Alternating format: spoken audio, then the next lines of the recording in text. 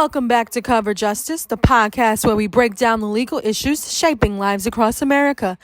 I'm your host, Chris Style, and today we're talking about a deeply personal and controversial topic, the abortion rights in South Carolina. Ever since the U.S. Supreme Court overturned Roe v. Wade in 2022, states became the battlegrounds for reproductive rights. In South Carolina, that battle has been fierce, with court challenges, emergency legislative sessions, and a 6-week abortion ban now in effect. Today, we'll look at how we got here, what the law actually says, and what it means for women, medical providers, families, and the state. Here's a brief summary of the abortion law in South Carolina. Before 2022, abortion legal up to 20 weeks. 2021, Fetal Heartbeat Act attempted to ban abortion after 6 weeks, blocked by courts. 2022, Dobbs versus Jackson's Women's Health overturns Roe. SC Supreme Court initially struck down the ban in January 2023 based on a state privacy rights clause. Legislator passed a new 6-week ban in May 2023. August 2023, SC Supreme Court upholds a 6-week ban in a 4-1 decision. That brings us to where things stand today. In South Carolina, abortion is illegal after 6 weeks of pregnancy, except in a case of rape, incest, fatal fetal anomaly, or medical emergency. But here's the issue. Most women don't even know they're pregnant at 6 weeks.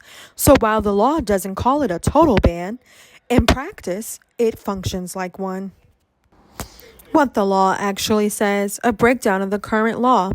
A ban after detectable fetal heartbeat, 6 to 8 weeks. Exceptions are rape, incest, up to 12 weeks, reporting required to the police department. Fatal fetal anomaly, serious health risk to mother. Medication abortion is still legal before 6 weeks. A waiting period and ultrasound are required. Doctors across South Carolina have raised alarms about vague language around what counts as a medical emergency. Many say they are afraid to treat miscarriages or pregnancy complications until the patient is critically ill, afraid of being charged with a felony. Let's take a closer look. Let's consider a case like Emily, a 29-year-old mother from Spartanburg. She was 9 weeks pregnant when she learned the fetus had no heartbeat. Her doctor diagnosed as a miscarriage but couldn't immediately treat her.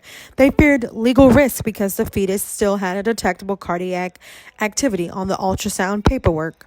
Emily waited 4 days, bleeding and in pain, before she became a skeptic and was finally treated. Stories like Emily aren't rare. OBGYNs in South Carolina report rising complications and delays. Let's take a look at why the 6-week abortion bill has been passed.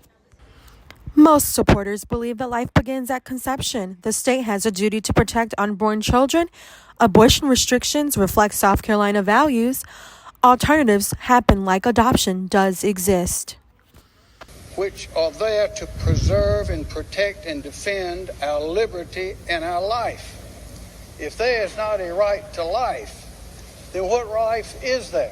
What rights exist, if not the elementary, fundamental, profound right to life? So we are here to protect that. Now, some of us are impelled by our oath. Some of us are impelled by our faith. Some of us are impelled by our sense of right and wrong. And some of us are just impelled to protect life. But we have a duty. It is a duty that we share as Americans and as South Carolinians to protect life above all else. That's what we're here for. What's happening now? Ongoing lawsuits for Planned Parenthoods all across America. The rise in and out-of-state travel for abortion care to North Carolina and Virginia until the bans rise there too. Criminal risk for doctors are still unclear. Whether you're pro-choice, pro-life, or somewhere in between, one thing is clear. This issue isn't going away. South Carolina is now at the center of a national legal struggle over reproductive rights and state power.